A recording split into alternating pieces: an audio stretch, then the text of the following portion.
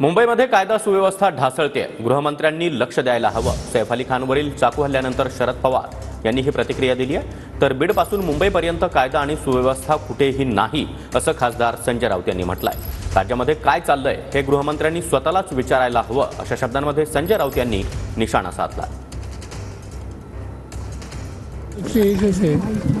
मुंबईची कायदा सुव्यवस्था किती खाली ढासळते मध्यंतरी त्याचा उल्लेख तुम्ही केला. एकाची हत्या झाली त्याच भागात आणि हा दुसरा असा प्रयत्न. या सगळ्या गोष्टी चिंताजनक आहेत.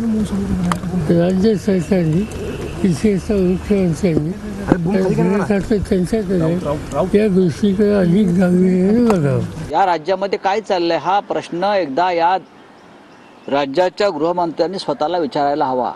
महाराष्ट्रामध्ये गेल्या 3 वर्षापासून लॉ अँड ऑर्डर ज्याला आपण म्हणतो, कायदा आणि सुव्यवस्था